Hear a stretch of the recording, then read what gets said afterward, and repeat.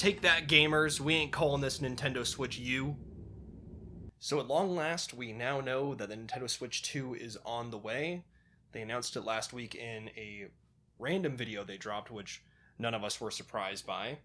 And there's going to be a Nintendo Direct in April, so 3 months from now, where there will be a release date following, probably June or July. And, I mean, we all knew this thing was going to be called Nintendo Switch 2. I mean, there's no doubt about that. This thing was leaked more than the entire cast of No Way Home.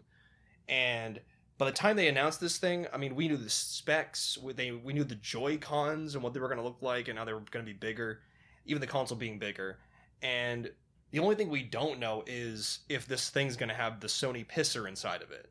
From what I'm hearing, as far as price point, I'm hearing $399, which I think is fair. I mean, it's $50 more than the OLED, and it's $100 more than the Switch originally was, but I would be a little surprised if it was higher than that. Not too surprised.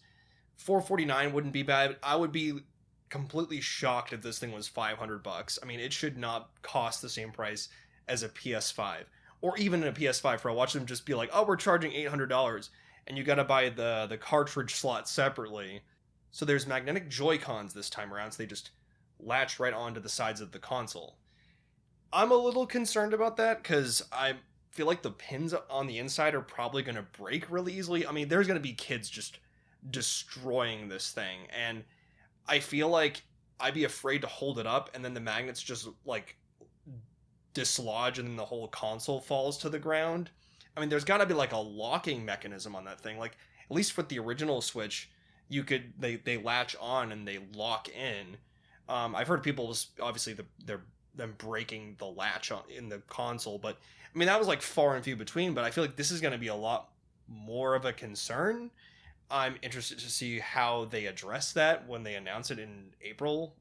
So at the end of the Switch 2 announcement, they said that some games are not going to be compatible with the new Nintendo Switch. I would assume only Nintendo Labo and probably Ring Fit Adventure, because the dimensions of the console fit for Labo, and then the Joy-Cons really are specifically made for Ring Fit Adventure, so I would assume the bigger ones aren't going to fit. And with how they're trying to have like a cohesive ecosystem for the Nintendo Switch brand, I would assume you're going to be able to bring over all of your devices from your first Switch to the new Switch. At least I hope so. Yeah, I mean, that way you're not out $80 for each set you bought. So the great part about this new Nintendo Switch is there's going to be two USB-C ports. And there's going to be one on the top and one on the bottom, which was a huge point of contention for people because originally on the original one... Alright. So on the Nintendo Switch 2, there's going to be two USB-C ports, which is great because you have one on the top and one on the bottom. So that way you have kind of an option of how to charge your Switch, because it's easier if you want to stand it up. You can, charge it from the top. For the dock, you can charge it from the bottom. But, I feel like that's kind of gives people more options, because they had a little standy thing that you had to buy for the Switch 1 just to charge it if you wanted to play it standing up. And it's just, I feel like this is going to be a huge game changer for people, and it should be essentially the standard going forward for how you charge your portable console. So in the Nintendo Switch 2 trailer, they showed that the Joy-Con have infrared sensors on the inside, and they showed the Joy-Con moving around like mice. So my thought is that you're going to be able to use your Joy-Con to play DS and 3DS games by placing on a flat surface and replicate essentially the bottom touchscreen of the DS. And I think we're overdue for those consoles on the Nintendo Switch Online service. But that's just my opinion. And that's what I think this infrared sensors thing's going to be. But obviously we'll see. So that brings me to the launch titles for this console. I think it's going to be Mario Kart. I mean, everyone thinks it's going to be Mario Kart. They showed it in the damn trailer. But, I mean, maybe I'll do a little switcheroo. They showed Mario Odyssey in the first Switch trailer, and that was not a launch title. So, this might not be a launch title, and it might be 3D Mario. I mean, or Metroid Prime 4. We'll see. I've also heard there's going to be a lot of third-party support for the console at launch, unlike the first Switch, where they just were like, nope, Wii U was not successful, we're not supporting that. So I've heard we're going to get a lot of support from Microsoft, so we're going to get like Call of Duty, Metaphor ReFantazio, Final Fantasy VII Rebirth and Remake, and I I hope we get Professor Layton at launch. That'd be cool. I'm not getting my hopes up, but hey, we'll see when they announce the console in April. Oh, also, I really hope they announce those ports that we've all been asking for, the Metroid Prime 2 and 3 and the Zelda double pack that, you know, everyone's been like, oh, it's been done for like 3 years. I mean, they're ports of Wii U games. I would hope they'd be done. So just if you could give me those like right now, that would be great. Thank you, Nintendo. That'd be awesome.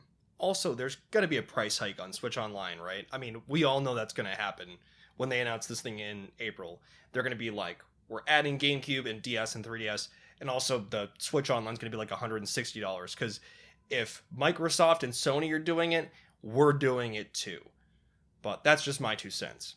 Anyways, follow me this way.